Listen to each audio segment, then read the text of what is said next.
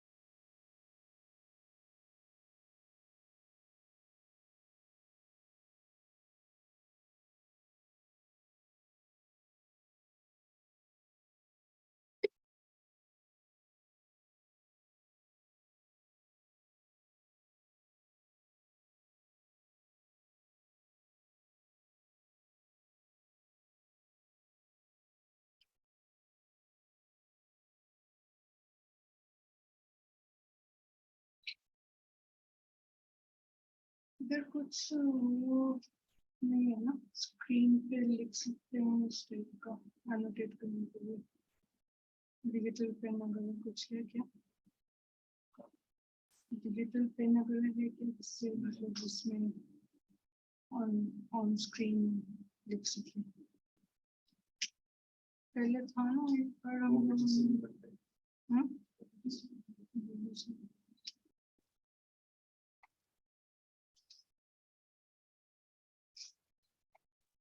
ये ऐसे चल रहा है।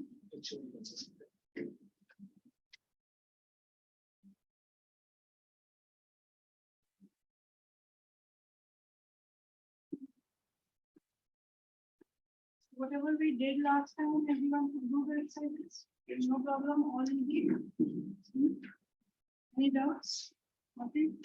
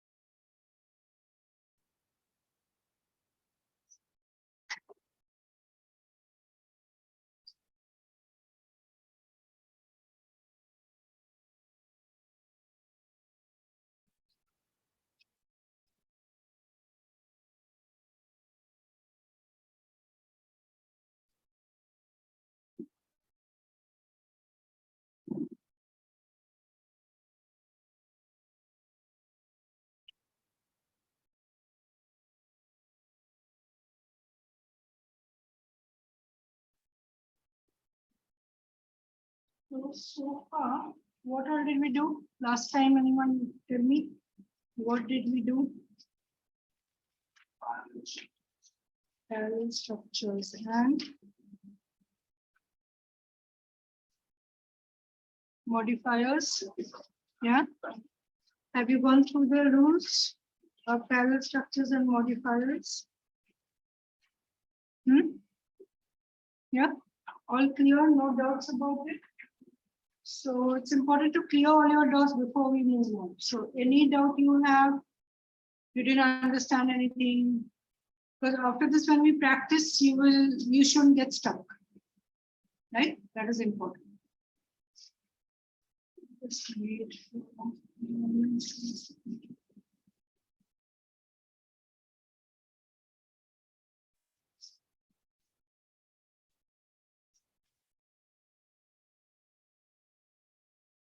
Hello Jyoti ma'am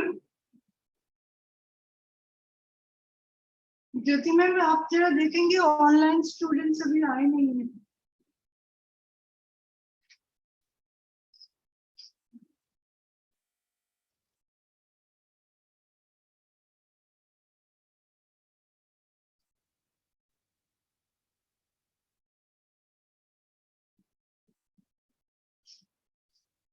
So what was the most important rule for the modifiers?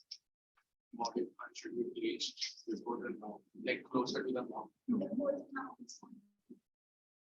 Yeah, the noun which it is modifying.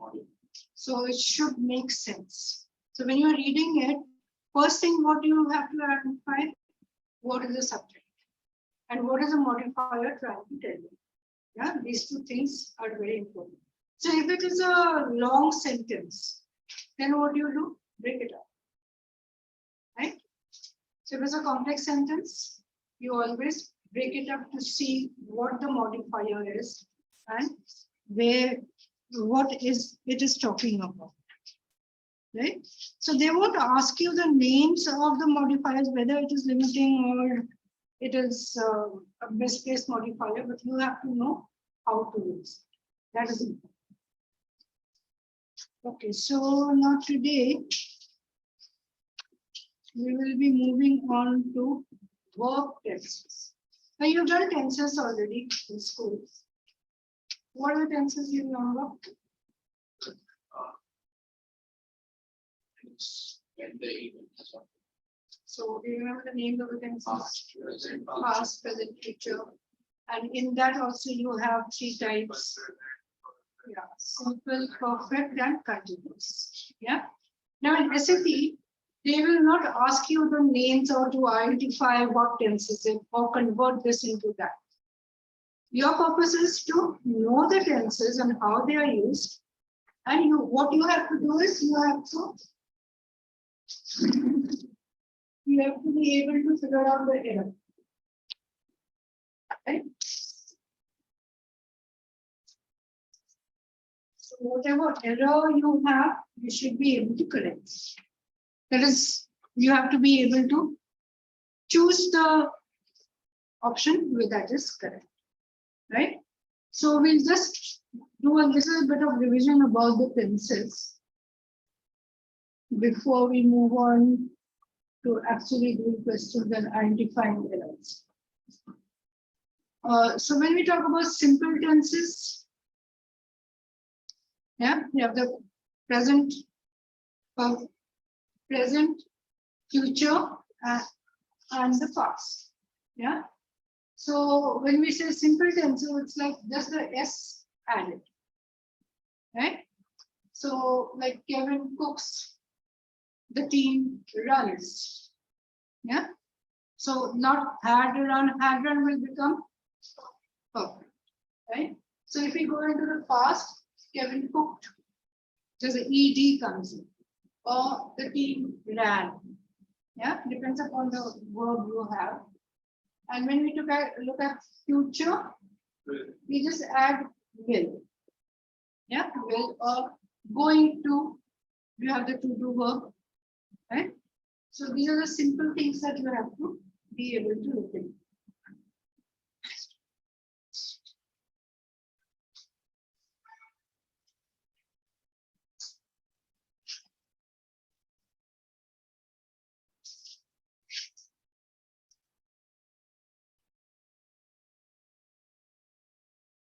And if you have a perfect tense, Then what do you have? The perfect tense is usually like events which have begun and they are in the future. They are come to the present. But maybe if we have two events, one of them is completed, one hasn't been completed, but it is not right. So either it is being continued or something is still happening. Yeah. Yeah. So Kevin has cooked, usually you use the word like has. When you have has, you know it is a what else? Perfect tense. Yeah. Has. Now if it is future, then we have. If it is past perfect, have. So Kevin will have cooked.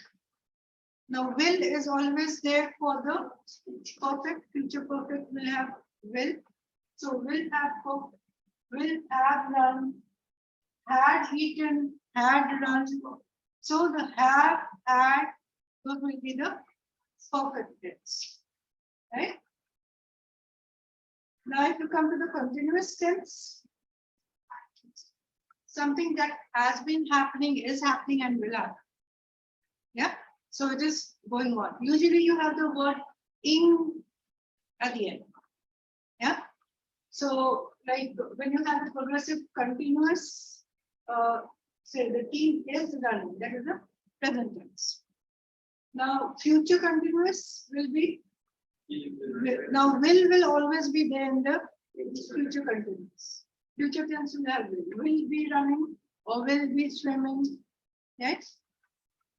So whether you have a verb or a gerund, it will be accompanied by will be.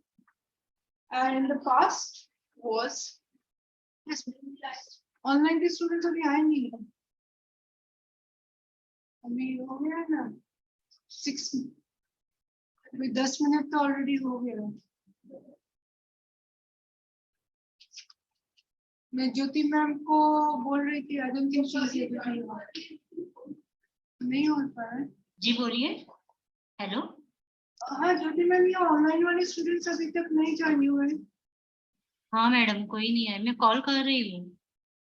Okay, मे उनको timing का problem तो नहीं हो रहा था.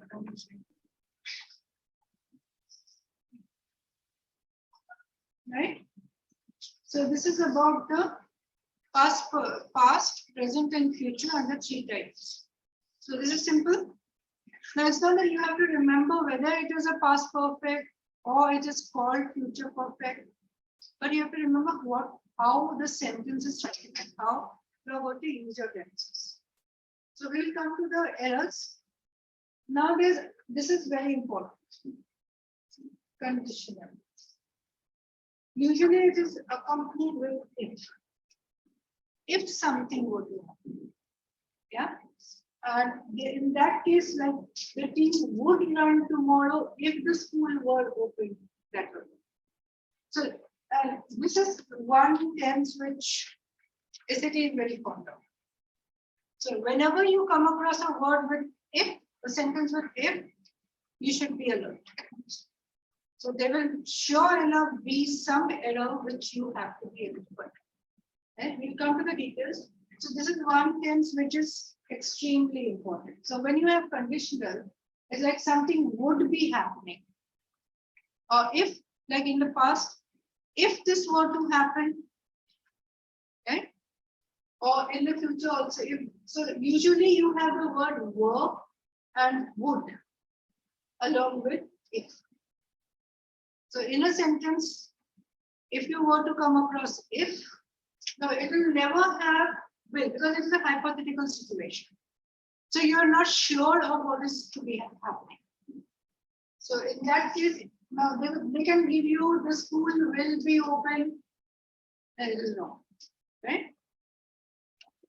So that's just to introduce these particular terms. Now, if you have a gerund, that is usually in the present tense, right? The team enjoys them. Infinitive. What's an infinitive? Anyone? When you have a to-do verb, When you have a to-do verb, then it is an imperative. So usually when you have a to-do verb, it comes into, usually you have a present tense. Other than that, it depends upon the requirement of the sentence. Right? Okay, so now this was just a brushing up on the different types of verb tenses. Now, what do you have to do? Why are these tenses important to you? You have to be spotting the errors. Right? So now when we talk about spotting the errors, first thing you have to remember is that the verbs in a sentence should be consistent. If one part of the sentence is in the present tense, the other part will also be in the present tense. And that also applies to a paragraph. Yeah? In a paragraph, if you have a verb which is in the present tense, say you can't figure out whether a particular sentence should be in the present tense or in the past tense. Look at the other sentences. Look at the previous sentence or the sentence after. So an entire paragraph, and this also applies when you are writing, especially when you're writing your TOEFL essays, when you're writing your application essays. If a paragraph begins in the past tense, it will remain in the past tense. If it is in the present, it will remain in the present. Yeah, same with future. So the tense will be in the context of the sentence and the paragraph. This is one thing you have to remember, right? So when you have a sentence, now you will have passages. Yeah, it's not a standalone sentence. It's a part of a passage. So you have to be able to figure out what the tense of the passage is, or the paragraph is. Hello, Pari. Hello, ma'am. You are having some problem with joining in? Yes, I did not receive this new ID actually, and I was trying to join with the earlier one. Okay. So, ma'am, where was this ID shared? Like, can I just know? So They should have been there in the timetable. No, ma'am. अरे Actually. मैं आपको बाद में बताती हूँ ये lecture कहाँ पे रहता है Zoom ID. हाँ, ma'am. Okay, sure. Okay. Okay, ma'am Ishan का भी शायद वही प्रॉब्लम हो रहा होगा. हाँ मैं कॉल कर रही हूँ मैम. चिन्मय आ गया है, ईशान को कॉल कर रही हूँ. मैम एक्चुअली वो कल नया मेल आया है टाइम टेबल का, पर उसमें भी मैंने चेक किया 2 बार, लिंक वगैरह नहीं है एक्चुअली. मैं बता देती हूँ आपको कहाँ पे. हाँ. Okay, so Pari, we were doing the chapter on tenses, session 5 in your book, right? We just about revised the different tenses. You can go through it, simple things which you've already done in school. Yes, ma'am. Yeah? So now you can follow what we are doing. So we are talking about the errors in verb tenses, right? So I just said that when you are looking at the verb tenses, the verbs all the verb tenses should be consistent with each other. So if you have a sentence which has a part of it is in the present tense, the other part should also be in the present tense. If a part is in the past tense, the rest of it also should be in the past tense. So we will, and it should also be in context of the paragraph. So if you have a paragraph, if you have a sentence in a paragraph,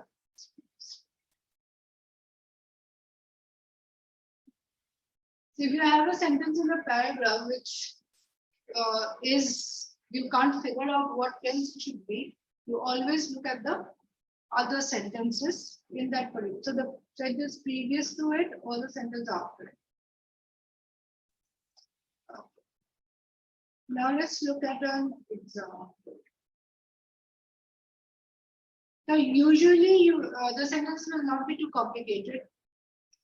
When you come across questions in SAT, usually they will test you on simple tenses, either simple or perfect, right? So continuous can also be there, not that it can't be there, but usually they test you on this. So suppose we have this particular sentence. According to the cardiologist, since the patient's arteries are present dangerously are dangerously flawed with cholesterol because medical team had to check for elevated blood pressure and other heart attack risk. Now, you see this is quite a long sentence. So what do you do first? Identify the verbs. So what are the verbs here? Are and had. Right? Now see, are is in the present tense. Had is in the past tense. Now, if nothing is underlined for you, you can change any of them. So you will look for options which match the correct answer. But if any one of them is underlined for you, now don't go for the underlining here. Here we have underlined to just identify. So if one of them, say are present is underlined, so you have to change the are present to match the have, right? So if you have to change are, what will the sentence be? Work, right? Were. And if you have to change had, that will be changed to the present tense. So it will become has, right? So any sentence, look for the verbs, look for the tense of the verb, and if they are not matching, see which one has to be. If something is underlined, correct it according to the other one. Now let's look at the other next sentence here. So here you go. Even though the office hours had been over for some time, the professor and her student are continuing the productive work on the research project. What's wrong? So had been is past tense. Are continuing is present tense. Right? So there is a tense inconsistency. So we have to change any one of them. So suppose we keep the are continuing and change the first one. So it will be have been. Yeah, office hours have.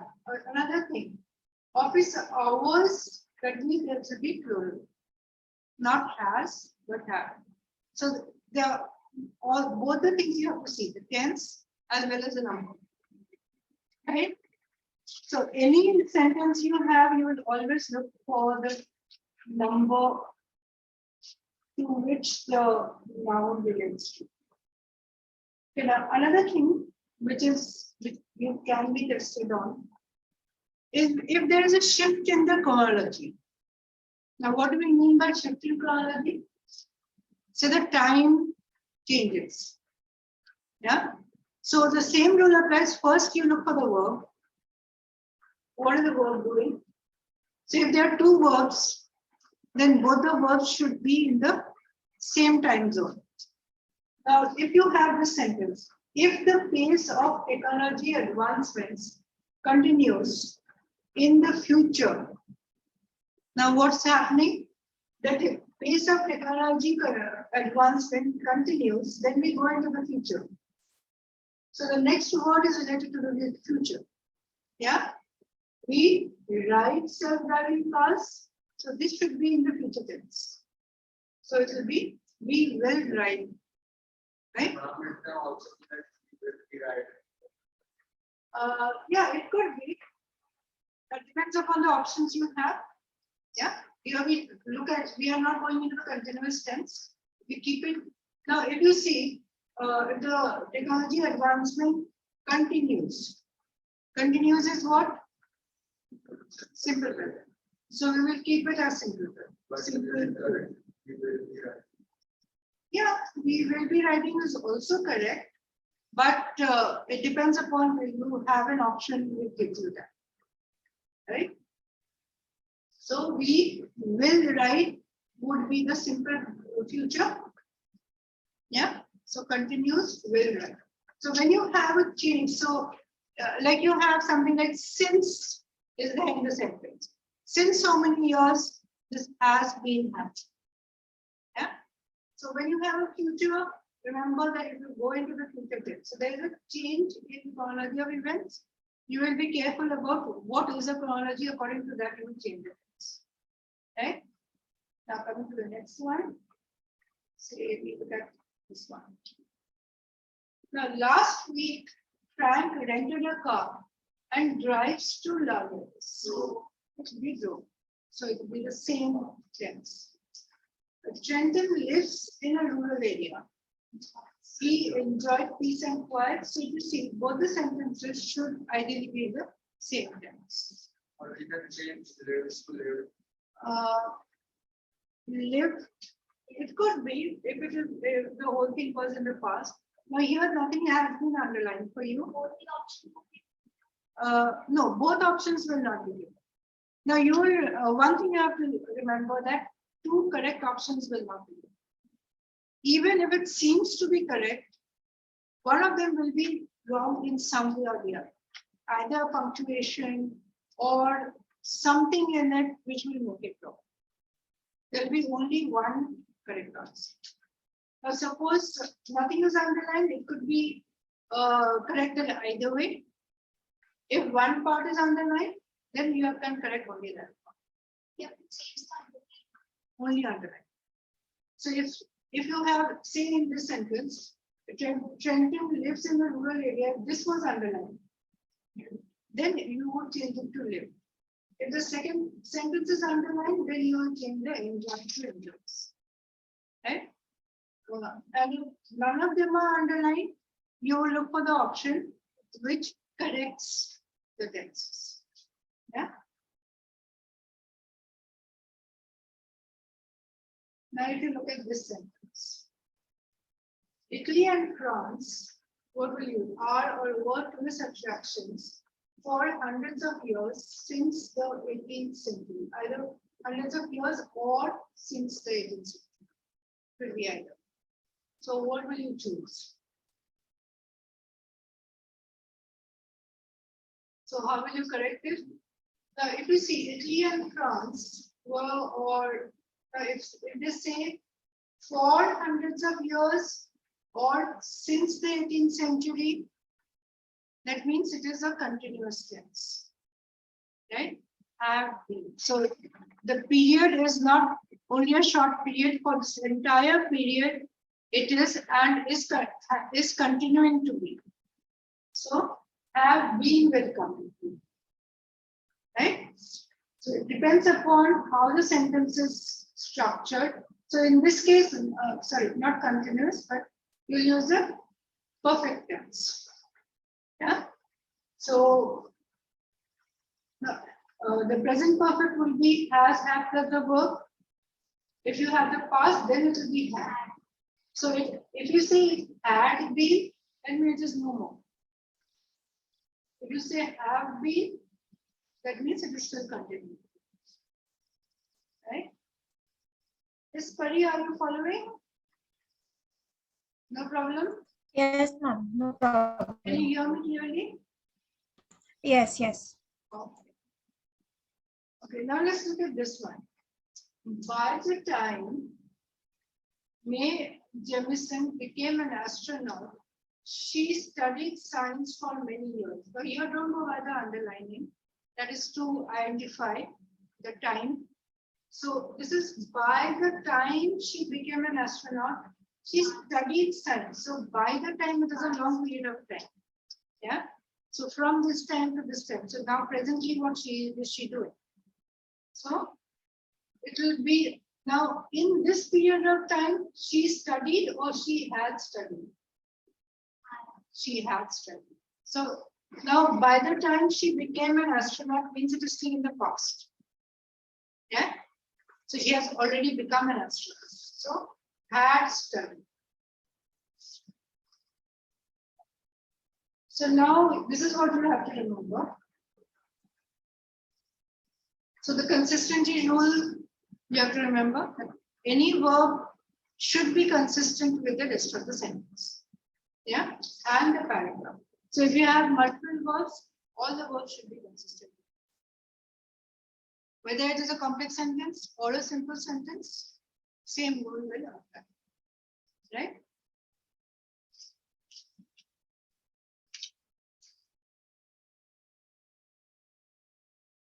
So, like if we look the sentences where we had a shift in chronology or we had since, or since so many years, for so many years. You have to be very careful about the verb you are choosing. Okay. Now another thing you have to remember, simple past versus the perfect past.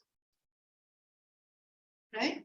So simple past is when the action is completed, had done. Yeah, he did. Now the past perfect was, say if 2 or more actions are there. So it is at least partly completed. First 2 actions could be completed, or 1 was remaining, or it is 1 is still continuing. So these things you have to remember, don't get confused if this comes up. Yeah.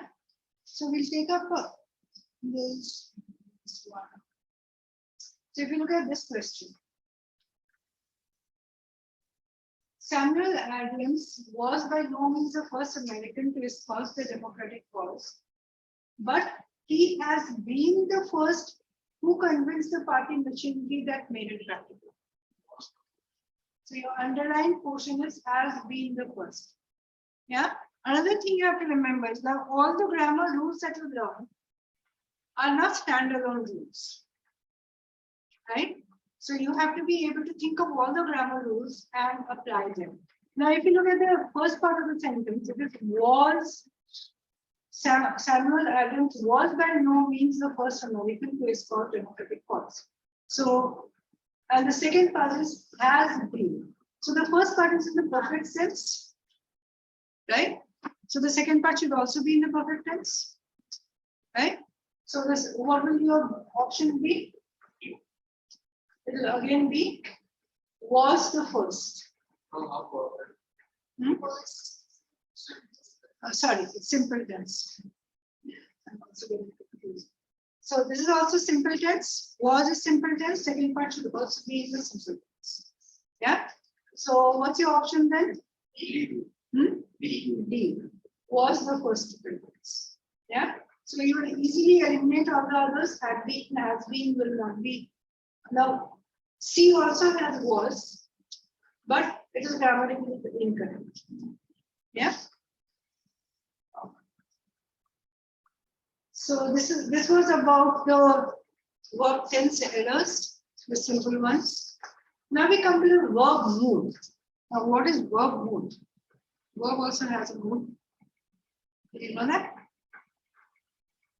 Okay, verb mood is nothing but like whether it's a statement, a question, exclamation, whatever it is, right?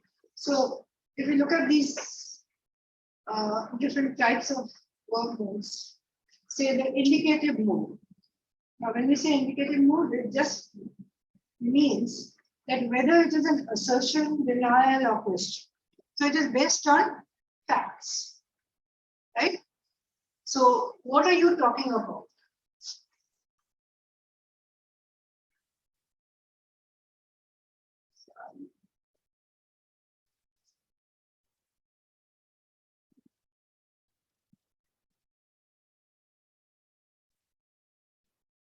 And then if you see, there's an imperative mood. What is imperative mood? Instructing, commanding. Yeah. So you are giving a command or advice or request. These are imperative moods. Now they will not ask you what mood it is, but you should know that according to the sentence structure, what is coming up. So here again, the punctuations are also important. So when we come to testing the punctuation, a sentence can have different types of errors. It could be punctuation error, it could be the tense error, it could be verb error, it could be pronoun error, anything, right? So you have to know what you are covering. Now this, if you come to this one, now the subjunctive, this is very important. Mark it in your books. And whenever you revise, you come to this first.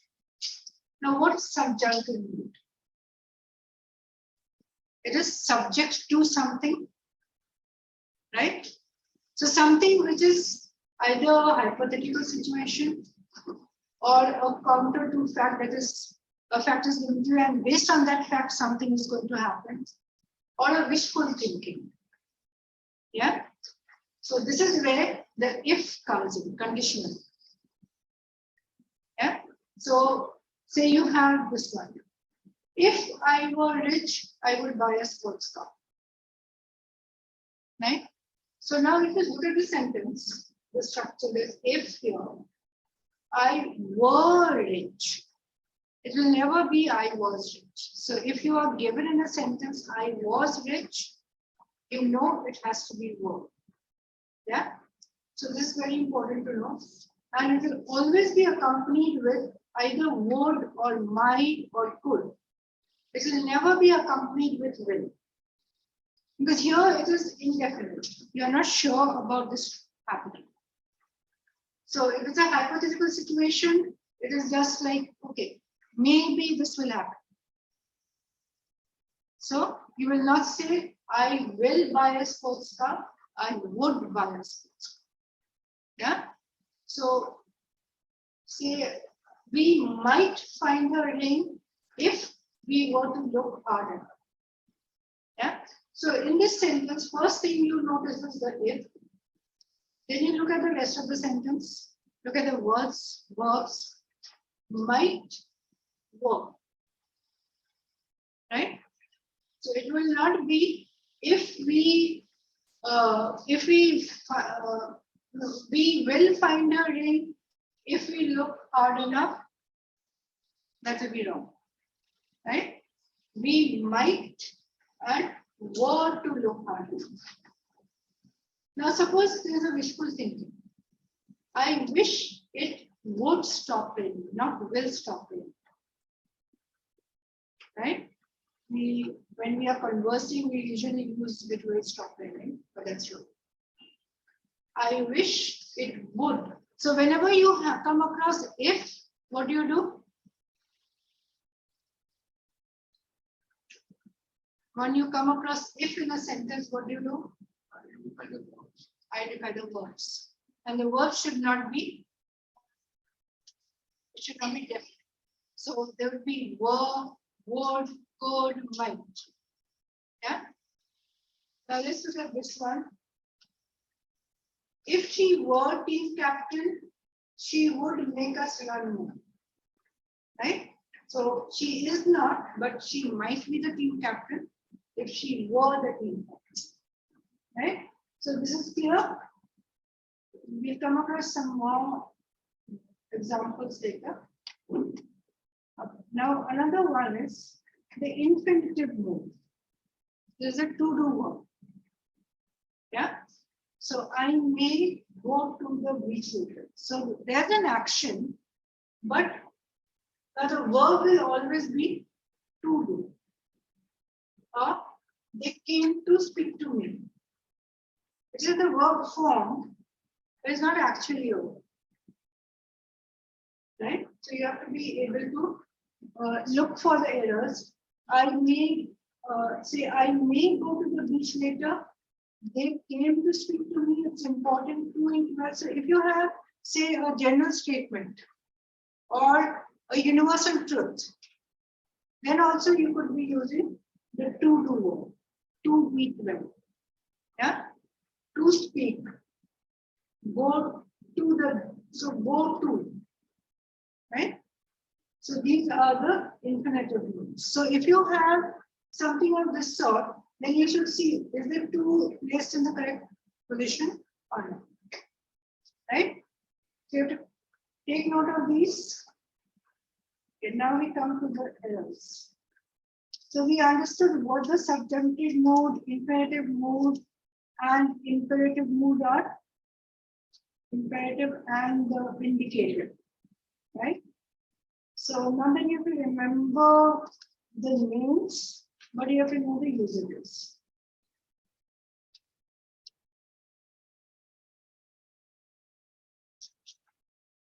So this you know now. So you can mark these as important. Right? So when a sentence is talking about something hypothetical, counterfact or wishful, then it is a subjunctive, right? So then you will have the words like would, should, might, may, to be, yeah, work, right? So always, if you have if, it will never be will. It will always be could, should, etc. Now let's look at an example. It is vital that the students are told what to do in the event of a fire. Anything wrong with this? Yes? Yes, Pari, anything wrong with this sentence? It is vital that the students are told what to do in the event of a fire. Yes, ma'am. It's the R one. Why? The R is wrong. Because they what to do in the event of a fire. It's something that has not happened. It might happen. Right? So they be told, not are told. Right? So there's just a recommendation being given. It falls under the subjunctive. Say this one. The teacher asked that we are in our seats before the bell rang. It won't be are. That we be in our seats. Like if you convert it into a direct speech, you should be in your seats. Right? So teacher asked that we be in our seats before the bell rang. Let's look at another one. If I was tall, right? So whenever you have if, it should always be verb. So it's not definitive, it's the indefinitive meaning. I would be a basketball player, right? You look at this. So anywhere you have if I was, it will be if I were. Even if I say if I was you, I would be doing this. If I were you, because I am not you, I'm supposing. So if I were. Okay, let's look at this one. His teammates would elect him if he were to run for captain. Now here, would is there, but then would is not exactly what should come into this sentence, right? Because if you look at this, this is a double infinitive. Now, a hypothetical situation that his teammates would elect him if he were to run for a captain.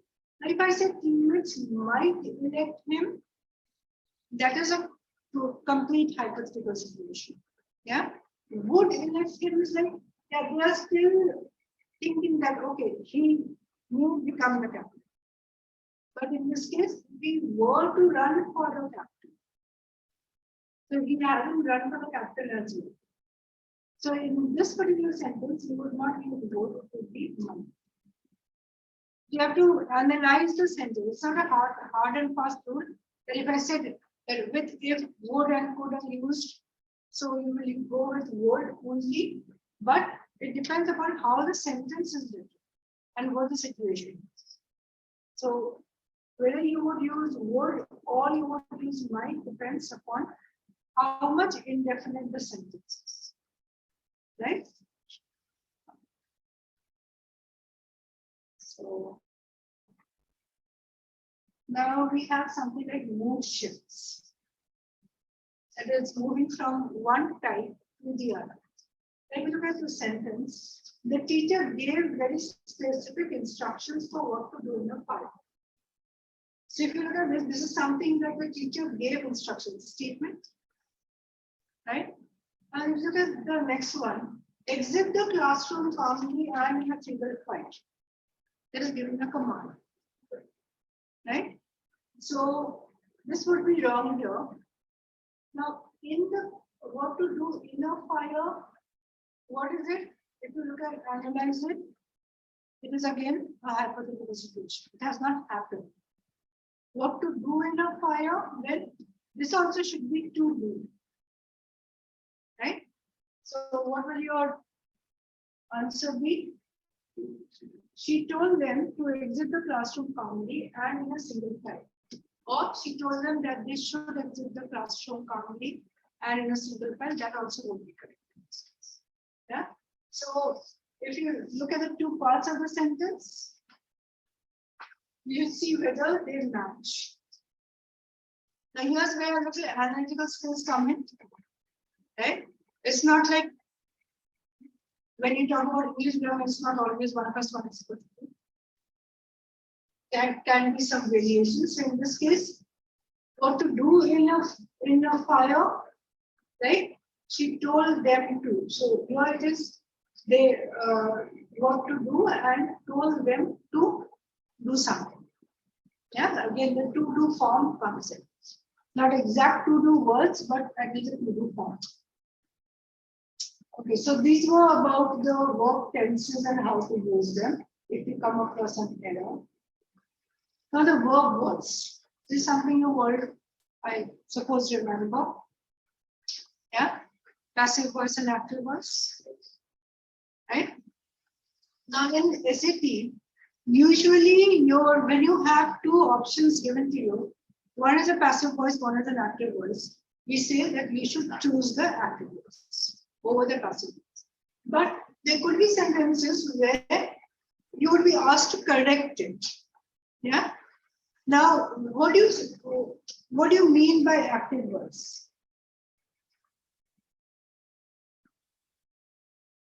Now, when you have a subject, if the subject is doing, then it is an active voice. If the subject is acted upon or the object is acted upon, then you say it is a passive voice.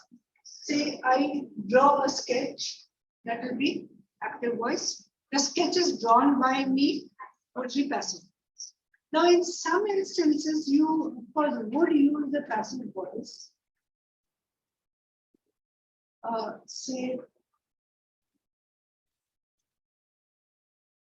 now, otherwise, like in a sentence given to you, depending upon the context, usually you would be correcting the passive to active, right? Say this one. All the mats were cleaned yesterday by Matt, the new PE teacher. That is a passive voice. It's talking about the mats for clean. Or if this was important, so depends upon what is important in the sentence.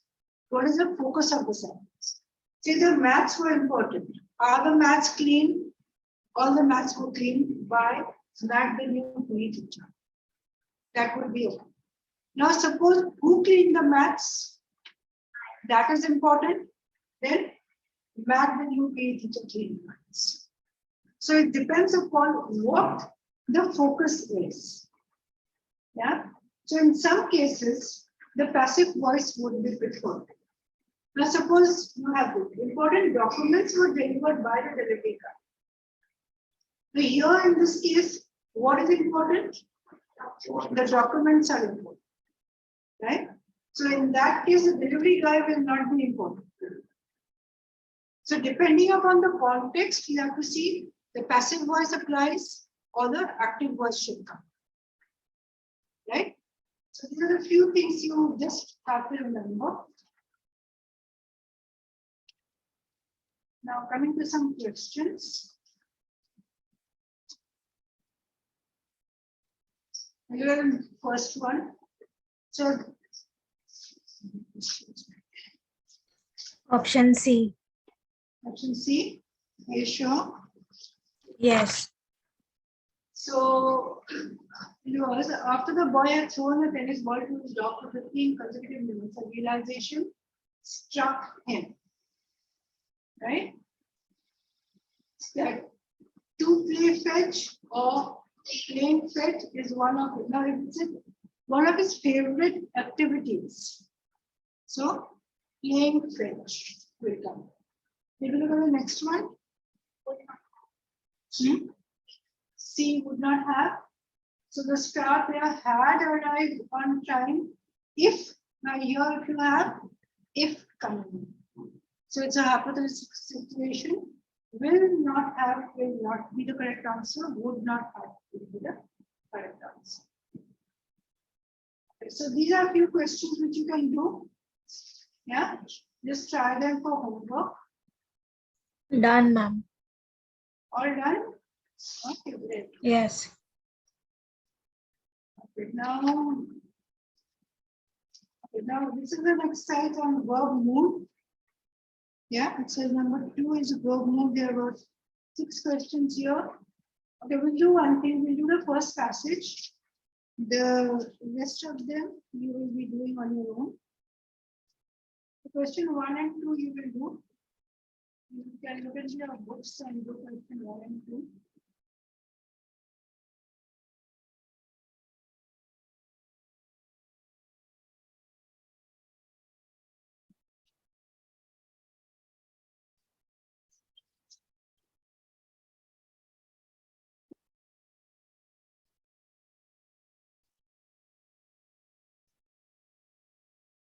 So the first sentence, the portion is underlined for you, right? So what's your answer? B. So why would B be your answer? What did you analyze in this sentence?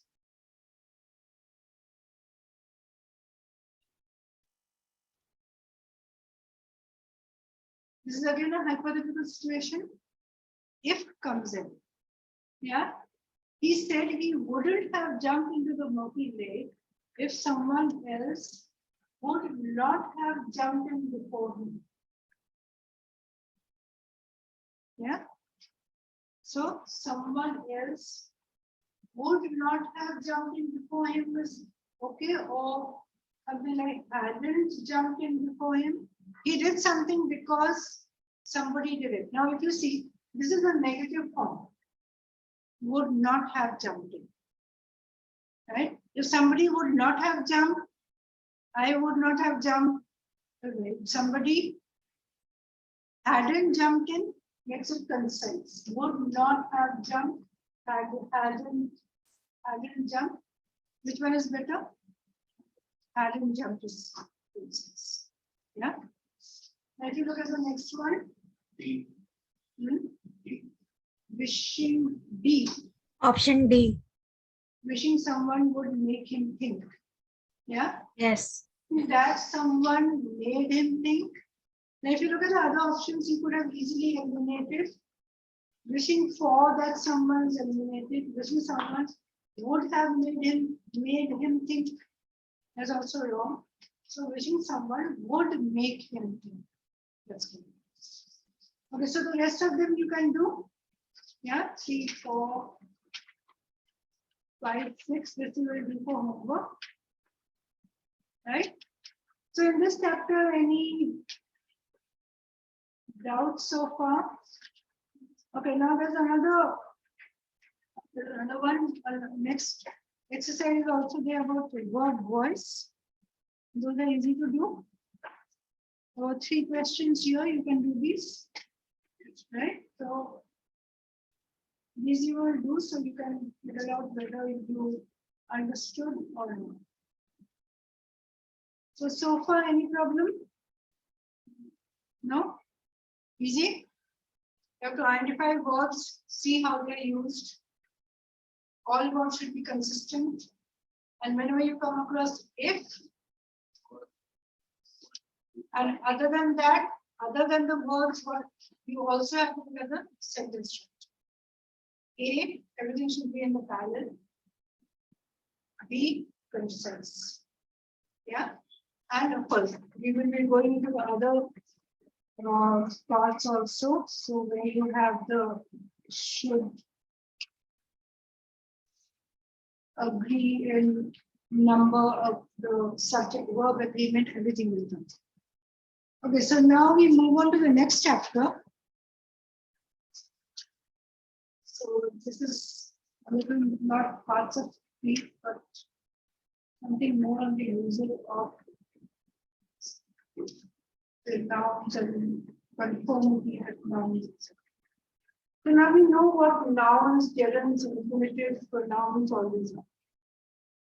Right? So just to get our brain cells working. So nouns can be of two types, the concrete nouns and abstract nouns. Right? So why we should know this is that if it's a concrete noun, then it is treated separately. If it's an abstract noun, it's usually always singular. Right? And depends upon we use it in a sentence, but abstract noun is always singular. Right? And then we'll also come across the collective nouns and how they are used. Now, when we talk about gerunds, we came across gerunds earlier also, words that act like nouns. Now, when we talk about gerunds, one thing you have to remember, they are always singular. Yeah, they will always be treated as singular. Right? So when you have a gerund, say swimming, singing, she was in a singing competition. So those will always be in the singular form. Now the to-do word, infinitives, will always have a singular form. Right? Okay. Now we come to the pronouns. Okay. Now pronouns, as we know, we have she, he, it, one, you, this, that, they, etc. So when we come to the pronouns, we have to see whether they are matching with the nouns or not. Yeah, but like what, how, whether, that. They usually pronouns are singular unless they refer to a plural noun. Right? So, and what SAT will be usually testing you on is whether you understand what the pronoun is, with the antecedent of the pronoun present. So if you have a pronoun, it should not be ambiguous. So you have to be able to identify what is this pronoun referring to. Yeah, is it clear from the sentence or not? So whenever you have pronouns which are either, there are two things. Number one, the antecedent should be clear, that is, there should be no ambiguity. And number two, there should be no redundancy. It should not be all noun, or all pronoun. You have to look at the sentence which gives it a correct structure, which removes redundancy and ambiguity. Now, okay, now we know what personal pronouns are. He, she, they, them, these are all personal pronouns. Now, when we are using personal pronouns, it should be clear who they are referring to. So we have, okay, now suppose when we are talking about redundancy, look at the sentence. Pari, I hope you are following. Yes, ma'am. Okay. So we have this sentence, Rusty walked to the store. After Rusty arrived, Rusty realized that Rusty had forgotten Rusty followed him. Yeah. Sighing angrily, Rusty walked home again. There are too many Rusties. Some of them we can replace with he. But would we replace all of them with he? No, that also would create another redundancy. So we could replace some of them with he. Say Rusty walked home with he, because it is introducing the character. After he arrived, Rusty realized that he had forgotten his wallet at home. That could do. Right? Now, if we say after he arrived, he realized that he had forgotten his wallet, that again be something else. Too many he's and hims come. Then we can say sighing angrily, Rusty walked home empty-handed, or we can also see him walk. Both would be confused, right? So this is how we would be removing repetition in a sentence, right? So of course, That is the first purpose of using pronouns. Yeah. Okay. Now the second thing we were talking about is pronoun ambiguity. Now, what do we mean by ambiguity? There is no clarity on whom that particular pronoun is referring to, especially when we have two or more nouns, right? Say we look at this sentence. Jim, Jerry, and Frank were best friends. Unfortunately, he never talked to them anymore. Who is the he? Who are them? No idea. Yeah. So it should be clear who he is referring to and who them is referring to. So if you look at the corrected sentence, Jim, Jerry, and Frank were best friends. Unfortunately, Jerry never speaks to the other two anymore. That brings in clarity. So we know that Jerry is the one who we are talking about. Never speaks to the other two. We didn't take the names, but we replace them with other two. But we know the other two are Jim and Frank. Yeah. Now here again, if we say Jerry never speaks to them anymore, that also would be ambiguous. So in any sentence, there should be clarity. A purpose of correcting the sentence is bringing about clarity. So these are the two purposes of pronouns. One is removing redundancy. Second, errors we have to look for is antecedent should be clear. Right? Now coming to the next part. This is what we call relative pronouns. Okay. Anyone wants to go to the washroom, have water?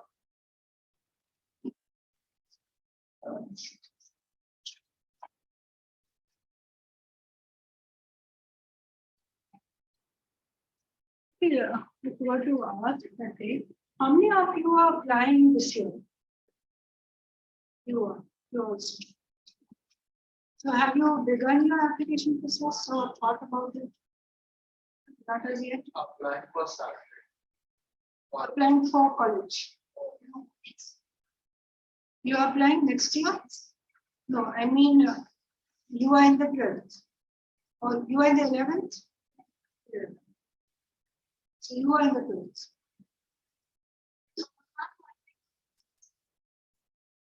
In SAT, there are no essays anymore. No, that is in the college application, not an SAT. There used to be an essay, but since last year there are no essays. So they've done away with that terrible thing. So it's become much easier. It's just options and the correct options. You don't have to go to a strategy of writing, etc. But yes, all these things that we are learning now, all the grammar rules and the writing, the parent structure, etc. All these you will be using in your number one in your TOEFL. TOEFL you have assist. Two assist. IELTS also you have to assist. So whether you take IELTS or you take TOEFL, it's more or less similar. So both have 4 sections, both have similar types, comprehension. So reading comprehension, listening comprehension, speaking, and writing. Okay. And all of them you will have a structured strategy which you have. So preparation in a structured way will help you any exam. And all these grammar rules you have to remember when you are writing your college essays. So you people still have time to think and prepare well. So you have to take SAT and then after that you will go into IELTS or TOEFL depending upon where you are. So where are you planning to apply? Canada. Canada TOEFL IELTS both. Or you? US. what subject you want?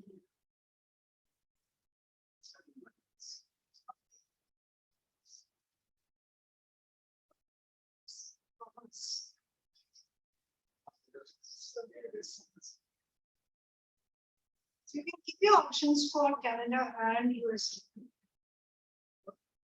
So wherever you get, so usually when you apply Canada and US, both you can apply together. So not multiple countries. You can also look at UK if you want to. UK also IELTS will do, even TOEFL will do.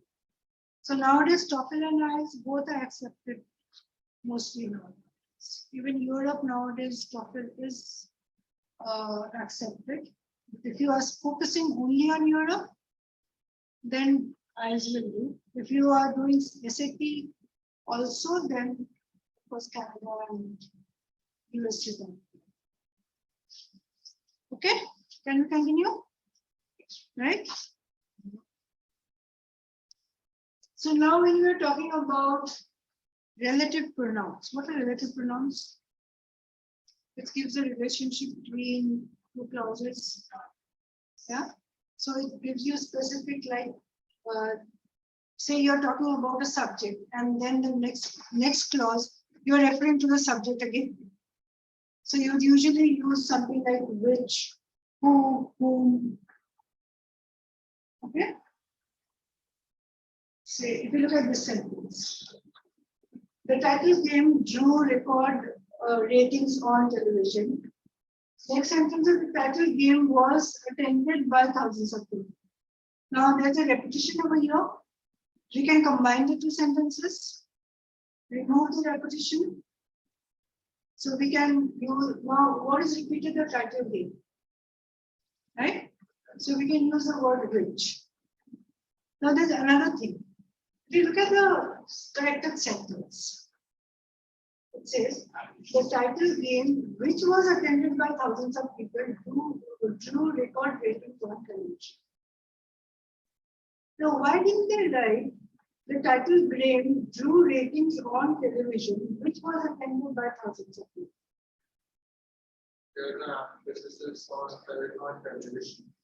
If you want to emphasize on the title. Title. Yeah.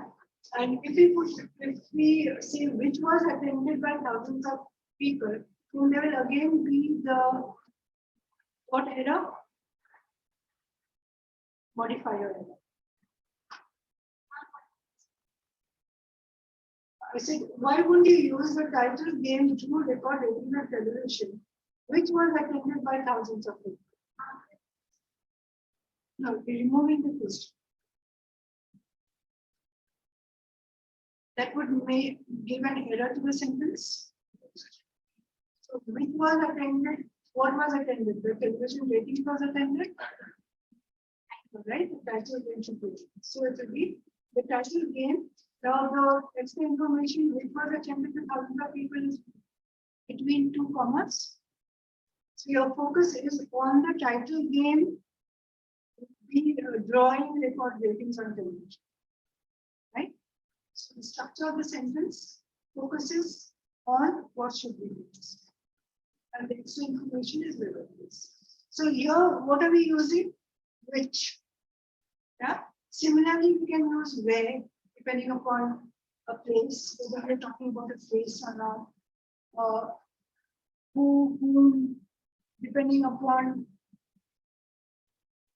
whether we are talking about a person, right? Now, another thing that is important to know, usage of which versus that.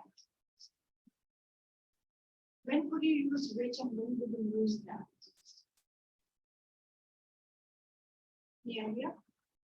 When using extra information, What would you use? which comma, Okay. And when would you use that? related to something. Something important. Right? Yeah. Now, which is usually like when you're using which, it refers to some extra information. which may be removed from the sentence, but your focus is on something else. Yeah. But when you're using that, it means the focus is, when you're referring to that, means say the tool that helped me finish the project. So the tool that helped you finish the project is important. So when your focus is on something important, you're using that. Right? When you're using which, it may refer to some information which is not primary to the sentence.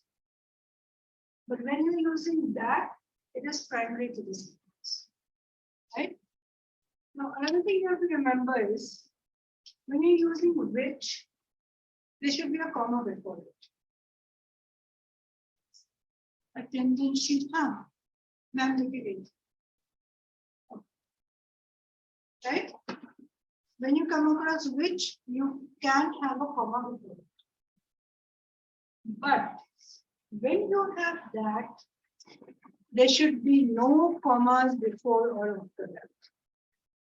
So if in a sentence you find a comma around that, so either before or after, then that option is incorrect. So you have two options given to you. Both, if you read, are the same. One of them has a comma, one of them doesn't have a comma. Your correct option will be the one which doesn't have a comma. Yeah. So this is what SAT is very fond of testing you on. You will definitely get at least one question with which or that. Right? So this is the way you have to remember. If you look at the sentences here, the tool which has helped me finish the project was now missing. So what is the main thing over here? The tool was missing. Yeah, that is the focus of the sentence. And which had helped me finish the project? That is an additional information. Now, if you look at the second one, the tool that helped me finish the project was now missing. Here, your focus is on the tool because it helped you finish the project.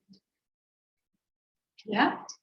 And was missing is an additional information. It will be missing, but what is more important is that it helped you finish the project.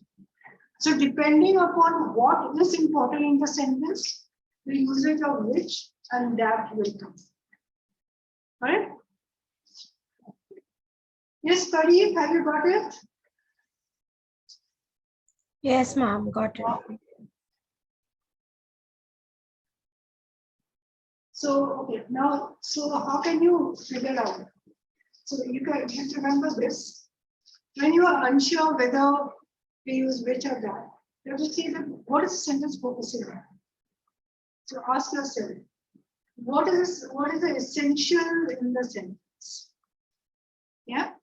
So once you know what is essential in the sentence, you can figure out whether to use which or that. Now moving on from here. Using who and whom. Both are pronouns, right? But there's a difference in usage. Yeah.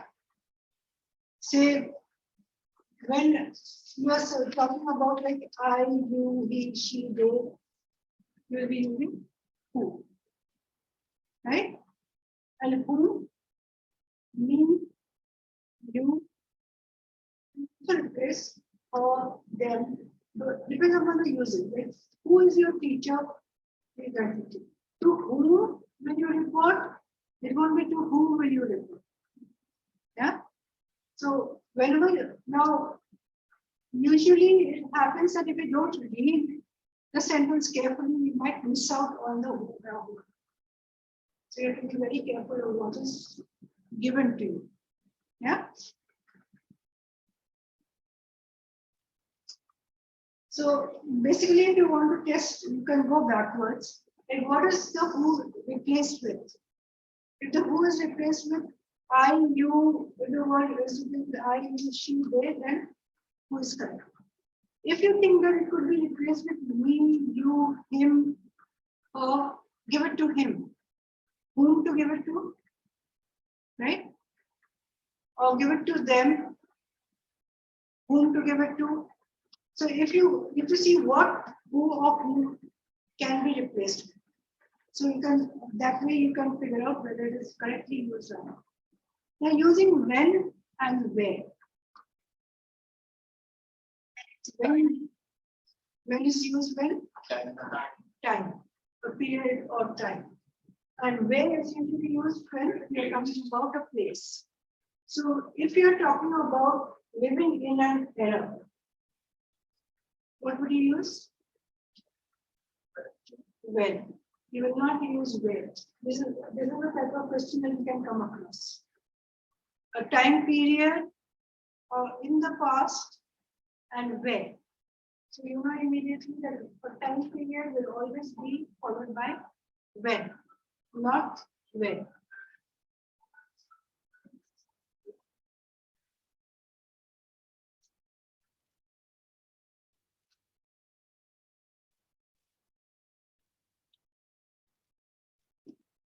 Right?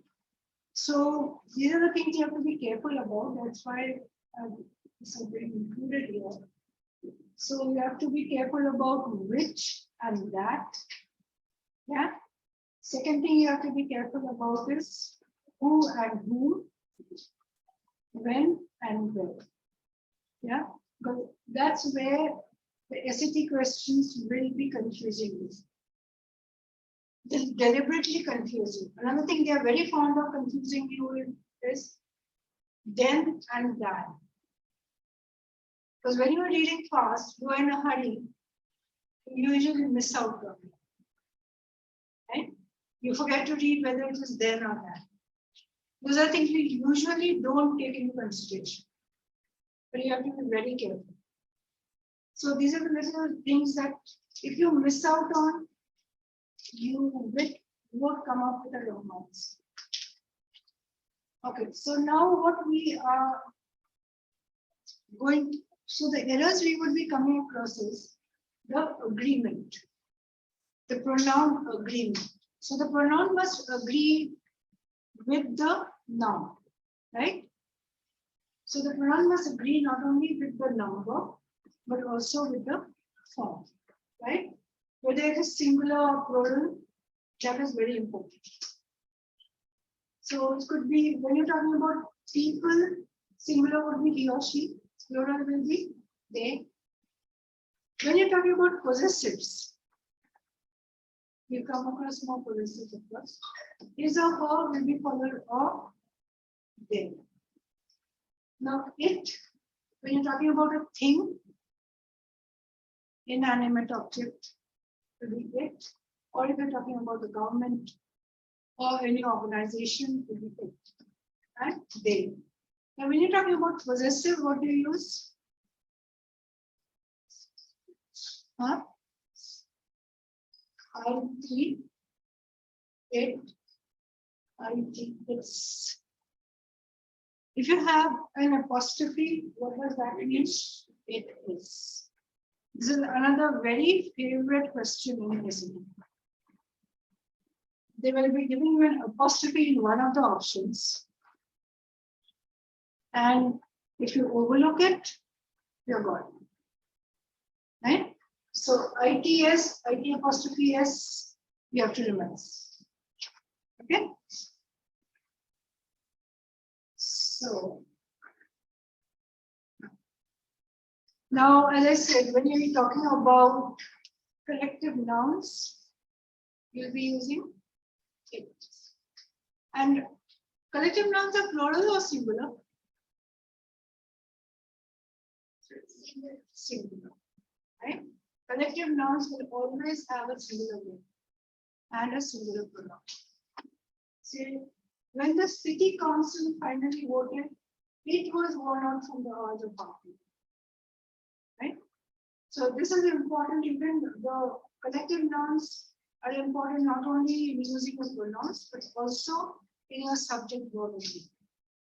So we'll do the subject verb agreement also. So here when you're talking about it, the city council, you will not say they. But if you're talking about the council members, then it is individual members. In that case, it will be they. Right? They were. Here you will have the plural verb, here you will have the singular. Right? So, and another thing very important, this is also a favorite question. You and one. So if in a question, you have the first part as you, second part should also have you. If the first part has one, second part will also have one. So if your sentence like, if you run 5 miles every day, one will become fit, that's incorrect. If you run 5 miles, you will become fit. If one goes to the movies, you will likely spend more than $10. No. One will. So whenever you have the word one, you have to see what's the counterpart. Yeah, one should be followed by one, you should be followed by you. So these are simple things we usually use, but it is important to remember these because these are very important when you are doing your essay. Yeah.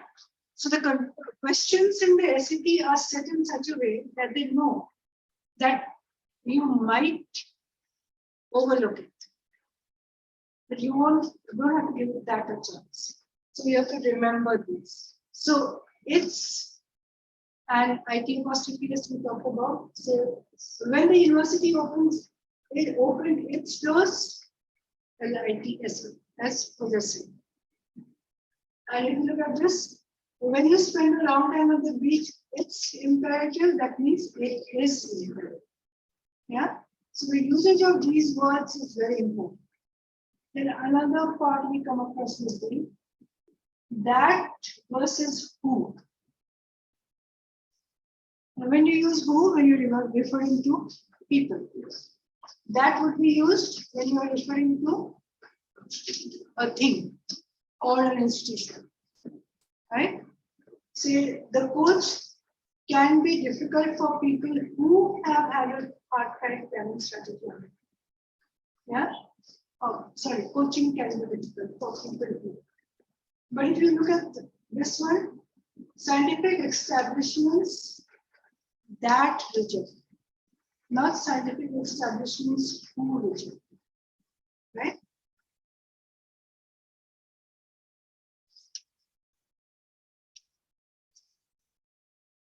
So here are some examples. So there's a sentence ambiguity question. Yeah. Joshua wanted to give Rob his computer later that day, but he was out of town. Now this can be corrected in different ways, depending upon your options. So if you go to correct it, what would you do? Yeah. Joshua wanted to give Rob his computer that day, but now whose computer, this you look at, whose computer, who was out? We are not sure. Was Rob out or was Joshua out? Anything could be. Yeah. So we have to get clarity to the sentence. Yeah. So how can we fix it? It could either be Josh wanted to give Rob Joshua's computer, right? That could bring clarity. Later that day, but Rob was out of town. Or it could also be Joshua was out of town. Anything could be used.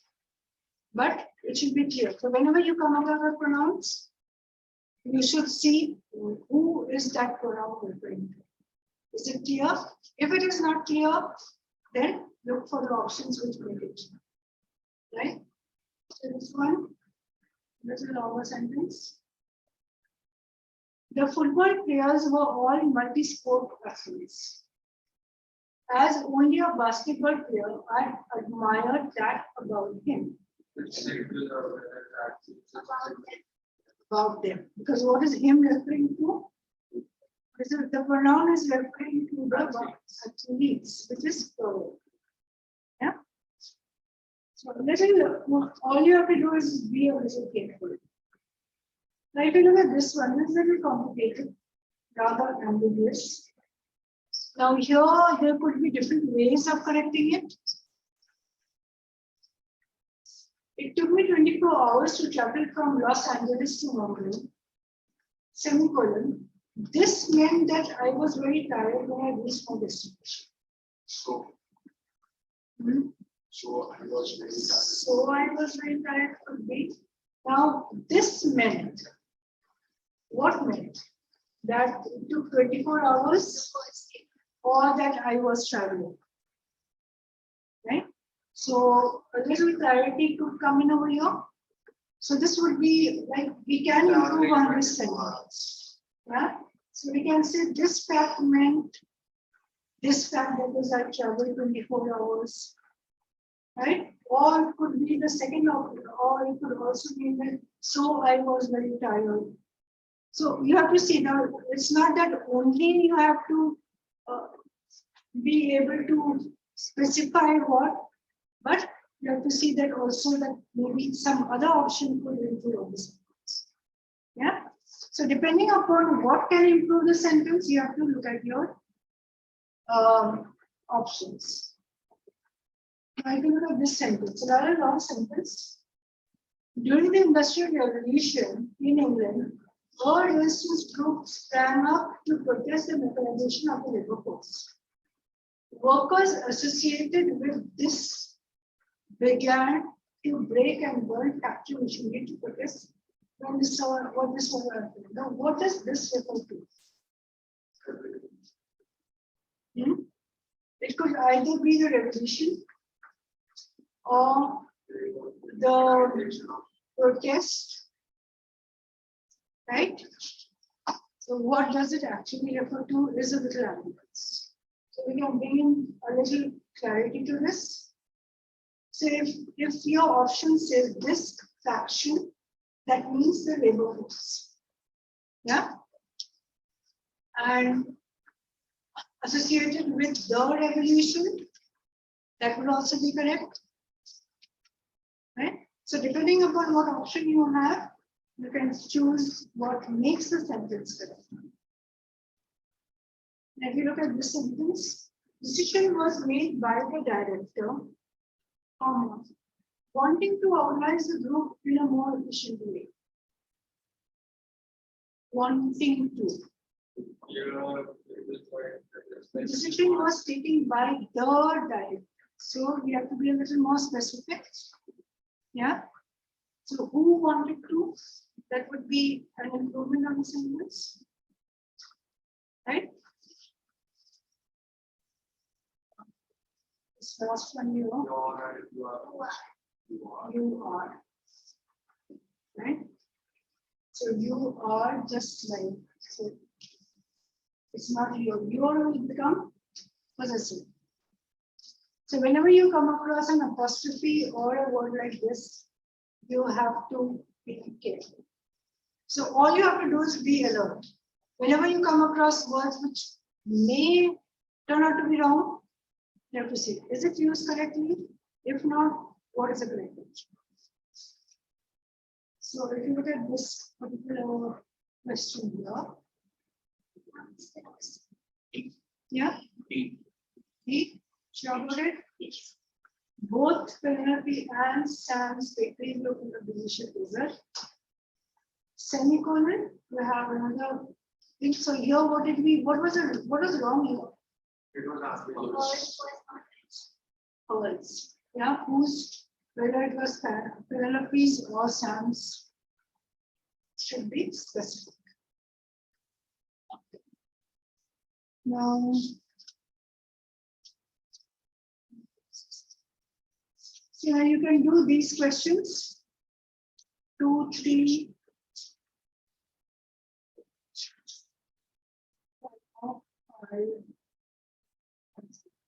Yeah, these are all based on this particular chapter, and you also, when you choose your options, what is the thing that you would be doing? Eliminating. Yeah, so you have to see where now eliminating. Say, if you look at this one, psychologists advise that before making the major changes in your life, a person needs to focus on one's goals. So, it should be either your life and your goals or one's life and one's goals.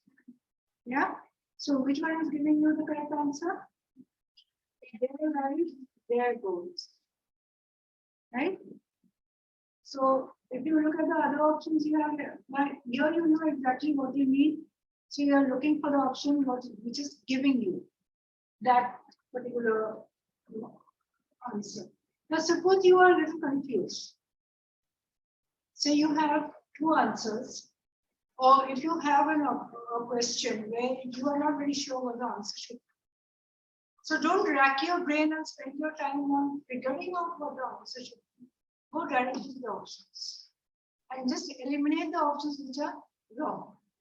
So they could be grammatically wrong, they could be say a word used wrongly, there could be a punctuation which is wrong. So whatever is wrong, you just eliminate first and you get your answers. Right? Okay, and for these answer analysis are also given. So whether you have an answer correct or not, always what do you do? Analyze how you got it correct. If you got it wrong, then also you analyze why you got it. Right? So this is another set of questions you will be doing. Right? And I'll ask you in your next class. Okay, now we did pronoun subject again. Now there's also a noun agreement. You have two nouns. So what do you mean by noun agreement? Now you have some nouns in the first half. And you have some in the second one. So what should agree? That is, there should be a compatibility, right? And secondly, if you have a noun in the first half and you have a verb or nouns coming up in the second half, they should be, if it is singular, then you should have singular. If it is plural, you should have plural. Yeah? Very simple thing, but you have to remember. Now suppose you have this one. Tim and Jim want to be a teacher. Now you have two subjects here, Tim and Jim.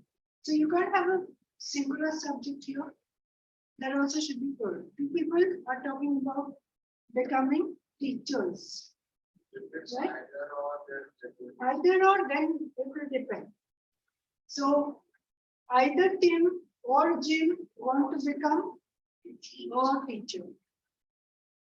Right? So either or now, if you have one plural, one singular subject, then the subject closest to the verb. That's now. On pronoun. If we look at this one. After they graduated, Eva, Minton, and Joseph became a businessman. Businessman. Meanwhile, Ethan continued to pursue his dream to become a lawyer. Yeah. So when you have two subjects, then plural, one subject singular that you have to be able to connect. And I will look at this one. During our panel, we came up with an answer to all the questions that were asked. But there can be one answer with this for all the questions. But we don't know if it is true or not. In general, if lots of questions are asked, there should be answers to all the questions. Right? So if you have 10 questions are given to you, so we would expect at least different answers for most of them. Right? So we can't assume that there could be just one answer for all of them. Right? So we would correct it with answers to all the questions. Right? Now, when we talk about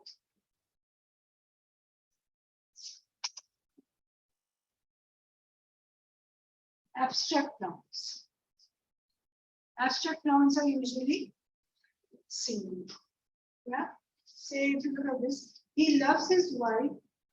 His loves for his wife. It should be love for his wife. As shown by many books. Now the books is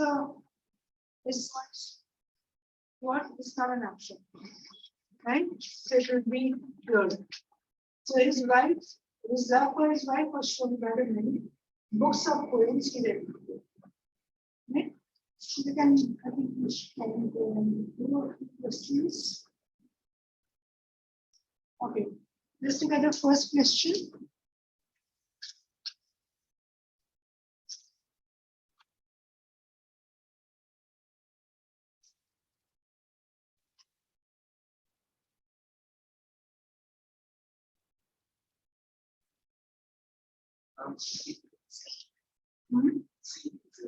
See?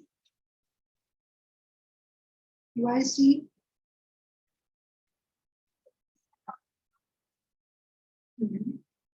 We check the cover of all the books. All the books can have one cover. So the covers of all the books, right? So once you spotted the error, now if you look at the options, you also we have covers for all the books. You also we have covers for all the books. So why would you eliminate D? Why would you eliminate D? It still has covers. What's wrong in this?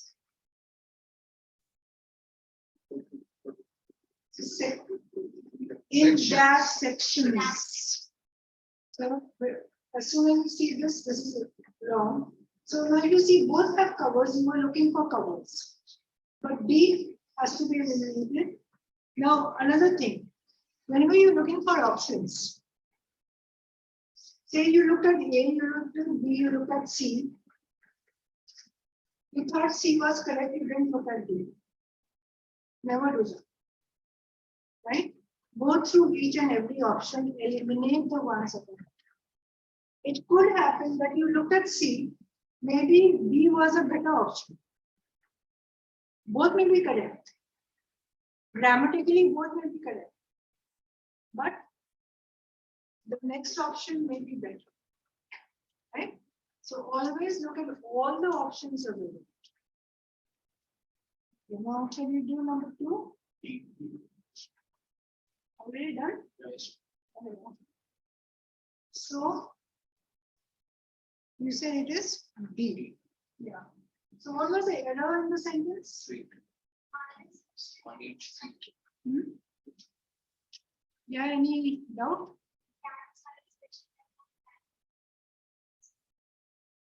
Polycats have a special type of cat. Okay. Now, polyreptile cats. This is a group. Yeah. Now, when you talk about special type of cat, that's a species. So when you say this is a special type of animal, a special type of breed, so that will be singular. Right? So here, what is wrong in this? Have 7 toes on each feet, each foot. Yeah, very simple thing. But if you think that cats have feet, then you're wrong. We're talking about each foot. Or if maybe this option is not there, each foot is not there, then on their feet you will be looking from.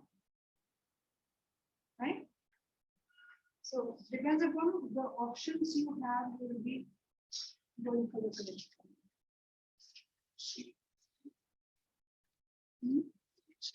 See, as business women, since their childhood, the girls wanted to more than anything, make it business women. So okay, you have enough homework, we'll do this in class, just to know. Number 4. To and brothers will college, they pursue different career paths. One wanted to become a doctor. Number 5. Now if you see, there are 2 parts over here. So that means you are looking at first sentence and second sentence because nothing is underlined here. Right? So as the founder of the racing company, Tricia and her college roommate own 100% of its stocks, right? And the first will be, because we're talking about Tricia and her roommate, founders, right? So far everything is easy? Yes. Yeah, no problem. You want to do some more? Yeah, little bit. Yes. Class is at 5. Our class is still 6:50. Okay, so now moving on to the next session.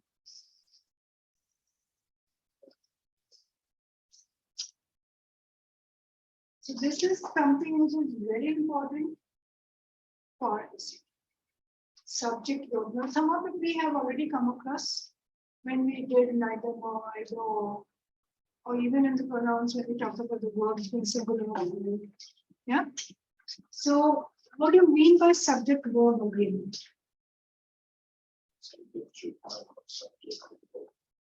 It will always have a subject agreement. But they should agree that the verb should be compatible with the subject. So if the subject is plural, verb should be plural. Subject is singular, verb should be singular. Or if there's a case of either or, neither nor, two singular subjects, now either or, neither nor, with singular subjects, your verb will be singular. Plural subjects, plural. One singular, one plural, closest. The subject closest to the verb will decide whether the verb is singular or plural. Right? So, now what is your work here? In any sentence, identify the subjects, identify the verbs. Right? So when you identify the verb, okay, now when you first we have to identify the subject. Now it is a little tricky sometimes, they will be giving you some tricky sentences which have more than one subject. So which subject will you choose to decide what verb goes in? So this one. The number of citizens backing the proposed changes has increased. Means, so if you see the verb is has increased, now whether that is correct or not will depend upon the subject. So what is the subject? This is referring to. Citizens, changes has increased, or the number of citizens backing the proposal has increased. Number of citizens. Now you break up the number of citizens. Your actual subject here is the number. What of citizens? The number of citizens. So in this case, your subject is not the number of citizens, it is only the number. Now if you look at only the number, what is it, singular or plural? Singular, right? So if the number is singular, your verb should be singular, right? So now when we are looking at a subject in a sentence, usually, not always, usually whatever comes first, you will take that as a subject, right? So these are the little tricky ones. The number of, or if you're talking about, say, amount of, right? So those are the places where you have to know exactly what goes in. So usually you will look at the first noun in the phrase. Yeah. So this is what is important. The first noun in the phrase will be treated as the subject. Right?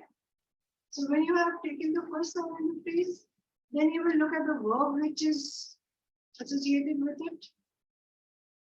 Whatever the number of that particular noun is, the verb will take that. Right? So this is what you have to remember. Now, if you have more than one verb, then what do? Again, you have to break up the sentence and see what verb is associated with the subject. One of the verbs could be associated with that subject, one could be associated with some other subject. Right? So that's what is important to do. Now we look at some questions. Now, when we say subject and verb must agree in number, say we look at this.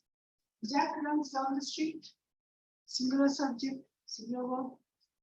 Jack and Jill, plural verb, run. Right? Simple things. But each of the words, we're talking about one. Yeah, each of them. So break them down. We're not talking about all the boys. Each one of them. So singular. Right? Each teacher tests the same material. Again, singular. Right? Whenever you come across each or one, you know your subject is singular. Now, when we're talking about gerunds, there would be singular verbs. Yeah. So running is my favorite sport. Or the coach thought swimming was one of the most effective forms of exercise. Always singular. Right? So whenever you come across the new word which is in the gerund form, and also when you come across infinitives, you will have a singular verb with it because infinitives are not verbs in it. So the to-do words are not verbs in themselves. They will have a verb attached to it. Yeah, and that also will be singular. I hope you are not getting bored. Is it bored? Huh? So as fast as we finish up all these, we can get to the actual practice. Okay, now when you're talking about collective nouns, always singular, right? So the town council votes. So your verb is votes, singular. Now the members of the council, plural. Yeah. The chain of large businesses, singular, because it is the chain. It could be businesses, but we're talking about the chain. So it becomes collective. Right? Now, neither now you know, you've already come across. Neither in the city nor its constituency, both singular, right? Now, the principal and secretary is important. When you have two nouns referring to the same person, you have singular.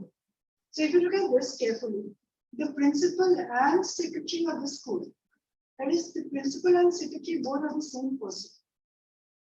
Instead, if we had over here the principal and the secretary, that would be two different persons. Yeah.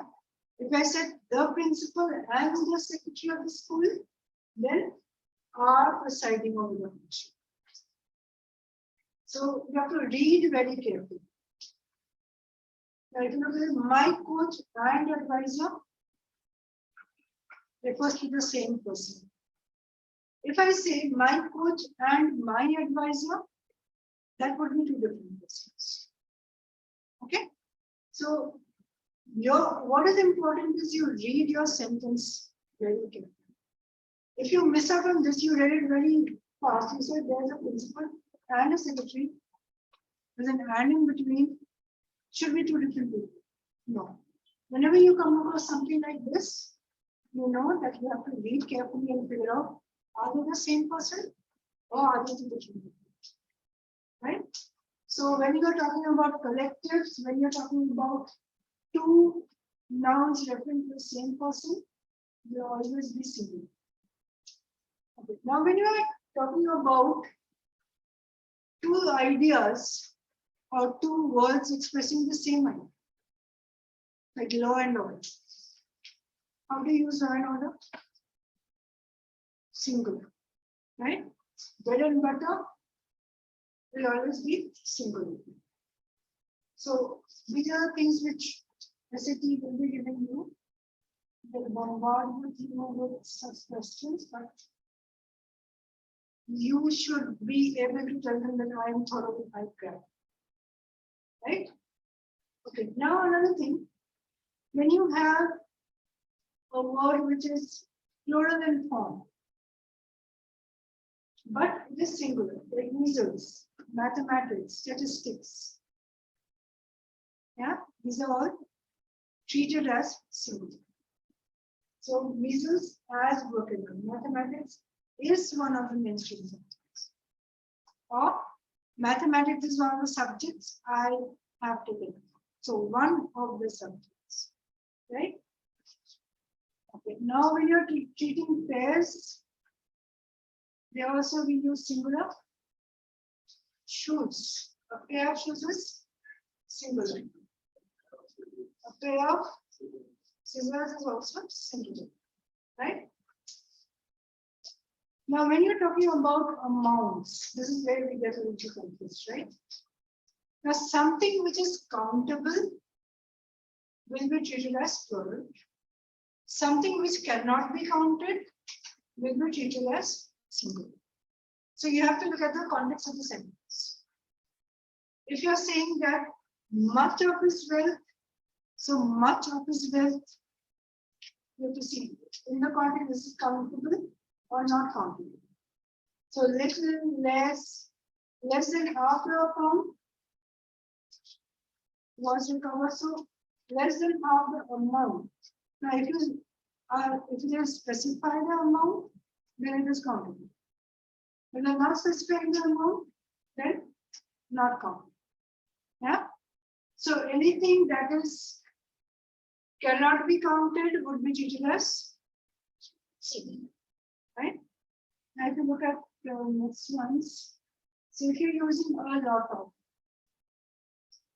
work, can you count the amount of work? Yeah, you can't count like that. So that would be singular. A lot of people can be counted, right? So work, right? So you're using a lot of in both cases. One is countable, one is not countable. So the one which is not countable will be singular. The one which is countable will be plural. Similarly, most of, same rule applies. Most of countable, plural. Most of not countable, singular. Yeah. So most of the work has. Most of the people work, right? So, majority, when you say a majority of,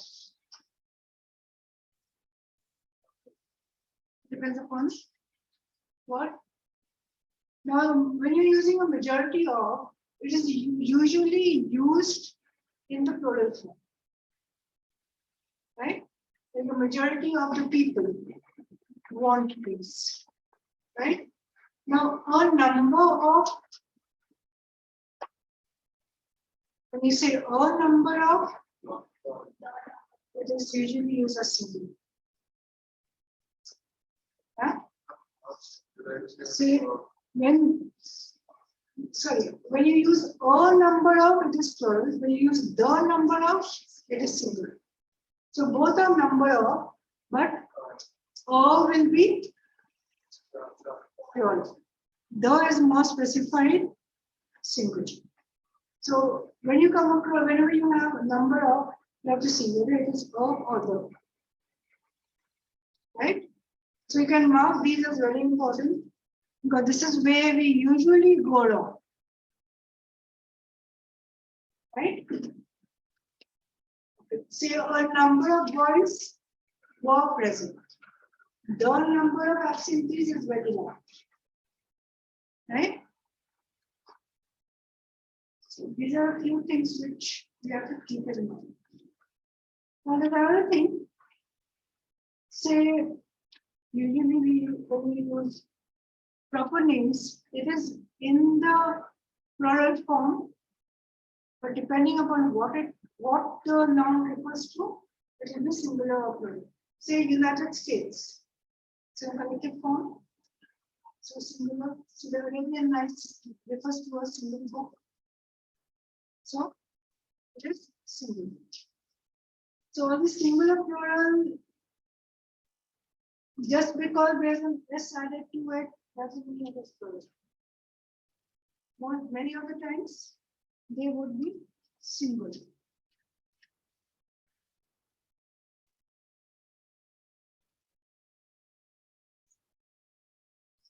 Now this we have already done. When you have one singular, one plural.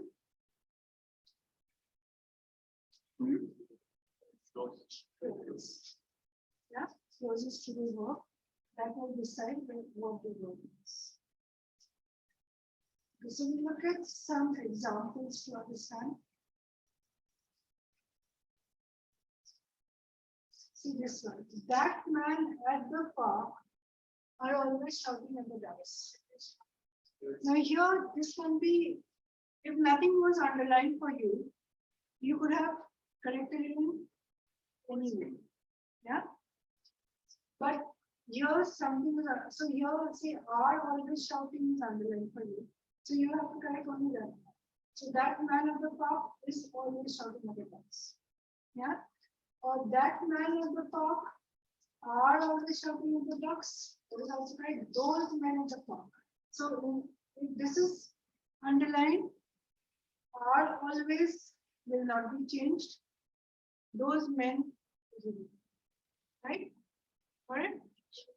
So depending upon what is underlined, you have to see what corresponds to that particular subject. Look at this one now. There are so many things wrong with the way you do this. So what's the subject?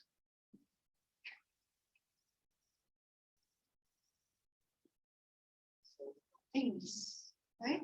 So many things. So business is not the subject here. So many things, so are. Okay.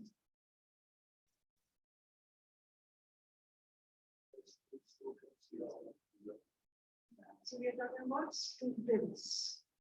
Yes. Listen. Now, this one. The monarch and the wedding. Two different subjects. So your verb will be plural. When you have compound subjects, two singular subjects connected by and, it will be plural. Now if you have or, singular, right? Or then follows the either or rule, it will be singular. Now collective nouns we did. Yes.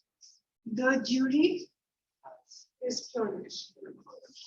The members of the jury, plural. Right? So whenever you have a sentence, be very careful what is it actually referring. Now if you say jury members, then also plural. Now the form will be singular because it is again a collective. Right?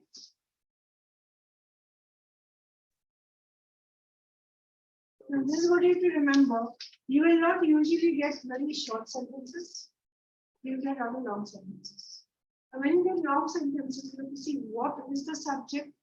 Now you may have prepositions in between.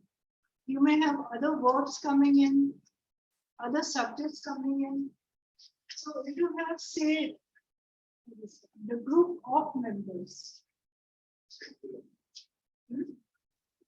singular, right?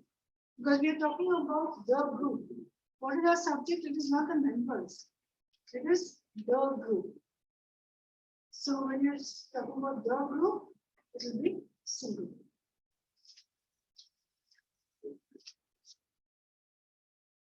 So your main work will be identifying what we are talking about.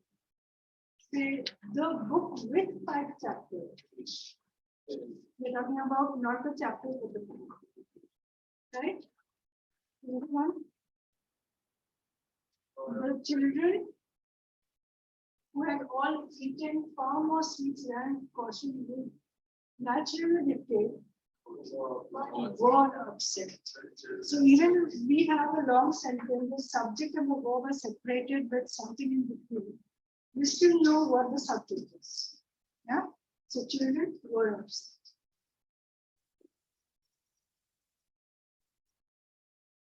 Now look at this one.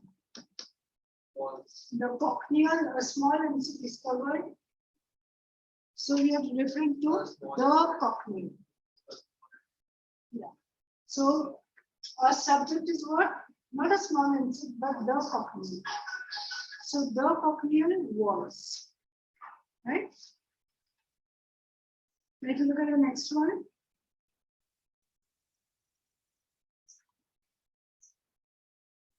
Beside the bench where one could smell the stench of rotten eggs. Dash a pack of philosophy majors gathering cans for research. What is your subject here? Read carefully.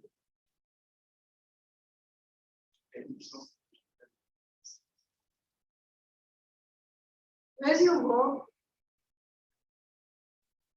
Locate the verb. One could smell, but where's the subject to one could smell? First, look at your verb. So, if you look at this, gathering cans for recycling, that's the action. Who is doing the action? The pack of philosophy majors. Now, your verb will be singular or one? Singular. Why? Pack. So, even though this is philosophy major, we are talking about a pack, like a group. Yeah? So, it should be singular. So, a pack of philosophy majors here will be was. Right? So when you have a complex sentence like this, don't jump to a conclusion. Because the verb is here, it doesn't mean that it is the smell or the eggs. Right? So what does the verb refer to? That is important. So break up the sentence, pull it apart, look at the subjects, look at the verb, and then proceed. Right? I think we will give 2 more examples. Let's finish up with this one. The forks and knives in the kitchen and the jar with the thal peanut sauce. Yes. So what is the subject here? The jar. Right? And the last one.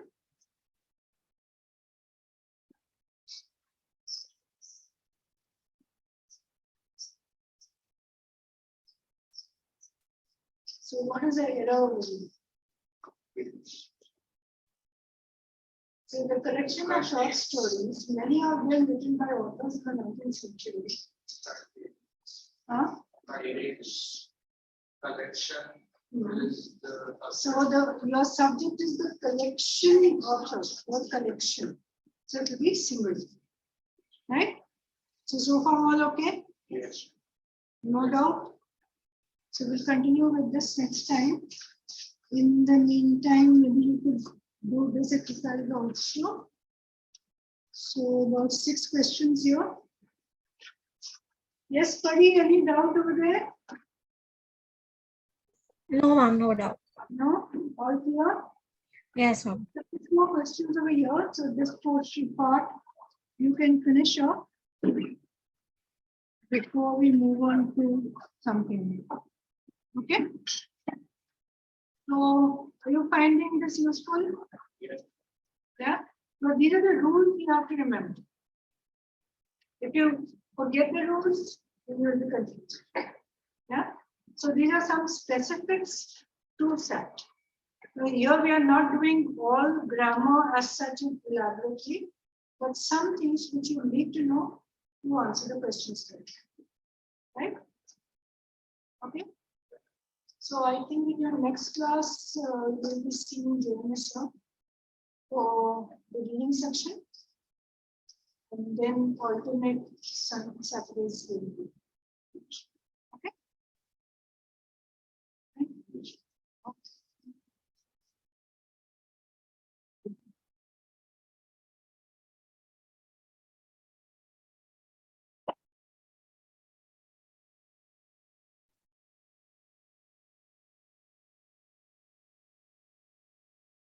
Bye, ma'am. Thank you. Okay, thank you, colleague. I hope next time you can figure out